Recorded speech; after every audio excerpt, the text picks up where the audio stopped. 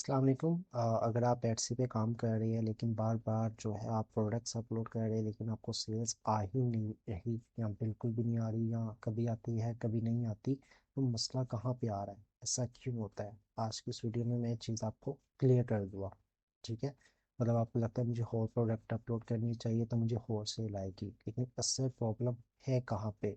असल प्रॉब्लम ये है कि आप यस वर्क कर रहे हो, मतलब प्रॉपर रिसर्च नहीं कर रहे। मतलब कि आपने एक जो है प्रोडक्ट अपलोड किया, आपने दुआ किया चल जाएगी, नहीं चला, फिर दूसरा आपने प्रोडक्ट अपलोड किया, फिर दुआ की, फिर नहीं चली। इस तरह से आप जो है डिफरेंट प्रोडक्ट्स जो है अपलोड करते रहे, और इसका आपको नतीजा क्या मिला? रैंडम प्रोडक्ट से आपको रैंडम सेल्स आएगी, और जो आपकी सेल्स होगी वो कंसिस्टेंट नहीं रहेगी, मतलब कभी आ जाएगी कभी नहीं आएगी। तो आज के इस वीडियो में मैं आपको तीन मेन पिलर बताऊंगा, ठीक है, जिनको आपने फॉलो करना है, जिससे आपके पास डाटा आएगा, उस डाटा का आपने यूज़ करते हुए प्रोडक्ट्स बनानी है। उससे क्या होगा कि आपको जो सेल्स होगी वो आना शुरू हो जाएगी। अगर नहीं आ रही या कभी आ रही है कभी नहीं आ रही, तो वो प्रॉपर आपको आना शुरू हो जाएगी। और अगर आप इस चैनल में न्यू है तो उसको सब्सक्राइब कर दीजिएगा। ओके, तो चलते हैं। सबसे पहले जो हमारा फर्स्ट पिलर है वो है बायर इंटेंट सिग्नल। एडसी जो है ना वो आपको खुद सिग्नल्स देता है, ठीक है, मतलब आपको खुद डाटा देते हैं। अगर आप इसका ही यूज़ कर ले, सिग्नल का ही यूज़ कर ले, तो आपको पता चल जाएगा। सबसे पहला जो सिग्नल आता है ना वो विजिट्स का आता है, व्यूज़ का आता है। मिसाल के तौर पर मैं आपको एग्जांपल दे रहा हूँ, आपके पास 50 प्रोडक्ट्स हैं जो आपने एडसी पे अपलोड किया है, लेकिन जो सेल्स है ना वो ज़ीरो आ रही है। ठीक है, लेकिन आपकी 3 से 4 प्रोडक्ट्स ऐसी है जिसमें जो है विजिटर्स ज़्यादा आ रहे हैं, तो ये एक पॉजिटिव साइन है, यानी कि लोग इस चीज़ में इंटरेस्ट ले रहे हैं, तभी वो आपकी उस प्रोडक्ट पे विजिट कर रहे हैं, तभी व्यूज आपको आ रहे हैं। तो एक पॉजिटिव सिग्नल है, ठीक है। उसके बाद सेकंड सिग्नल आपको मिलेगा फेवरेट का। मिसाल के तौर पर आपकी एक प्रोडक्ट है, उस पे जो है सेल्स नहीं आ रही लेकिन लोग उसको फेवरेट कर रहे हैं, तो ये भी एक बायर इंटेंट सिग्नल है, यानी कि लोग सोच रहे हैं कि हम इसको बाद में बाय कर लेंगे, अभी नहीं लेकिन बाद में बाय कर लेंगे। लोग इसमें भी इंटरेस्टेड है, ठीक है। और तीसरा सिग्नल है जो गोल्डन सिग्नल है सेल्स का। अब इसमें 100,000 सेल्स की बात नहीं हो रही। आपने मिसाल के तौर पर एक लिस्टिंग की, उस पर 2 सेल्स आ गई, बाकी जितनी भी लिस्टिंग है उस पर कोई सेल नहीं आई, तो इसका मतलब वो जो प्रोडक्ट है ना वो एक विनिंग प्रोडक्ट है, यानी कि लोग बाय कर रहे हैं तो एक विनिंग है। जितनी आपने बाकी प्रोडक्ट्स अपलोड किए हैं उनसे ये विनिंग निकल आती है। अब यहाँ पे क्या होता है, लोग ये गलती करते हैं। वो क्या गलती करते हैं, यहाँ पे मैंने चीज लिखी है। वो जो है ना, जैसे मैंने ऊपर बताया, वो और अनरिलेटेड प्रोडक्ट्स जो है वो अपलोड कर देते हैं, यानी कि रैंडम प्रोडक्ट्स जो है वो अपलोड कर देते हैं। जो एक तो आपकी लिस्टिंग चल रही है जिस पे आपको सेल आ रही है, आप क्या करते हो, उसको इग्नोर कर देते हो, और उसकी जगह आप 10 न्यू प्रोडक्ट्स जो है डिफरेंट, जो उससे मिलती जुलती भी नहीं है, आप वो अपलोड कर देते हो। ये आपकी सबसे बड़ी मिस्टेक है। अब सही तरीका क्या है? मिसाल के तौर पर ड्रैगन क्लिप आर्ट है, ठीक है, इस पे आपको सेल्स आ रही है या आपकी चल रही है, तो अब ये नहीं है आप इसकी जगह कोई और प्रोडक्ट अपलोड कर रहे हो रैंडम जैसे मिलती जुलती नहीं। आपने क्या करना है, अगर आपकी ड्रैगन क्लिप आर्ट प्रोडक्ट चल रही है, तो आप इसी से रिलेटेड जो इसके डिफरेंट वेरिएशन है आप वो बना लो, ठीक है। मिसाल के तौर पर आपने क्लिप आर्ट बनाया, आप ड्रैगन के वॉलपेपर्स बना लो, आप ड्रैगन के पैटर्न्स बना लो, आप ड्रैगन के एसवीजी फाइल्स बना लो, आप उसका एक मेगा बंडल बना लो। तो यहाँ से क्या होगा, आपकी जो प्रोडक्ट है वो रिलेटेड होगी, यानी कि आपने एक ही प्रोडक्ट जिससे आपको सेल आ रही है उसके आपने डिफरेंट वेरिएशन बना लिया।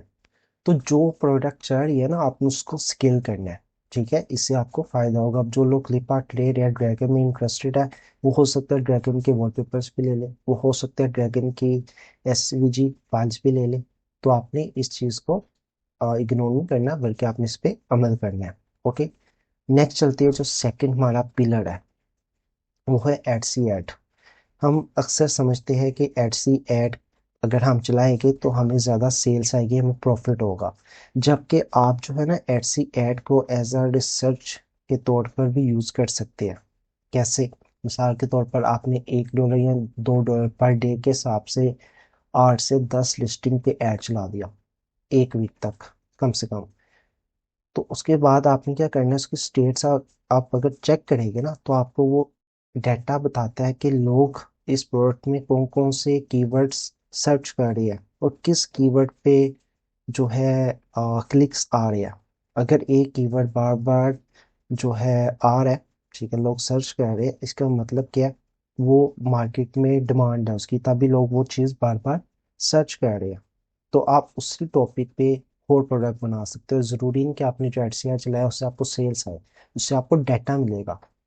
और उस डाटा का यूज़ करते हुए फिर आपको ये भी पता चल जाएगा कि मार्केट में लोग क्या सर्च कर रहे हैं, और उस पे आप और प्रोडक्ट बना सकते हो। तो इस तरह से अपने डाटा का यूज़ करना है।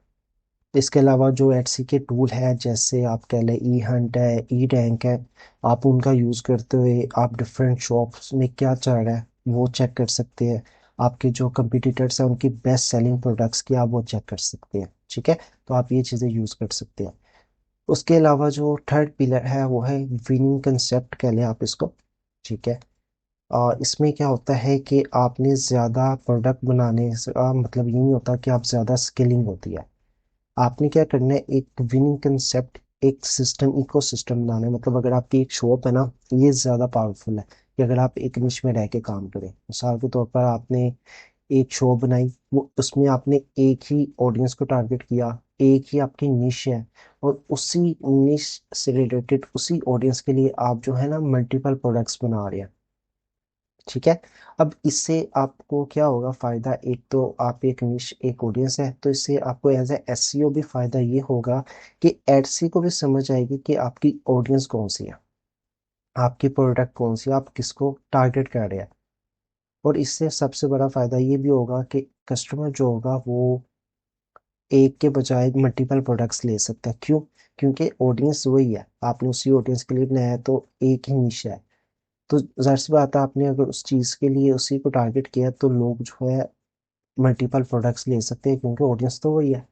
और प्रोडक्ट्स भी आप उसी से रिलेटेड बना रहे हो, तो वो आपसे रिपीटेड बायर भी बन सकते हैं। अब आप इसमें ये भी कर सकते हो, मतलब आप इसमें लो टिकट प्रोडक्ट्स बना सकते हो, इसमें आप मिड टिकट प्रोडक्ट्स बना सकते हो, इससे आप हाई टिकट प्रोडक्ट्स बना सकते हो।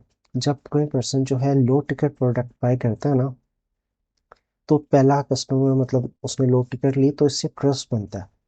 अगर एक बार आपका ट्रस्ट बन गया, आपने उसको अच्छी प्रोडक्ट दी, सर्विस अच्छी दी, तो वो फिर महंगा भी खरीद लेगा, उसको कोई प्रॉब्लम नहीं होगा। ठीक है, तो आपने इस तरह से जो है डाटा को यूज करते हुए काम करना है।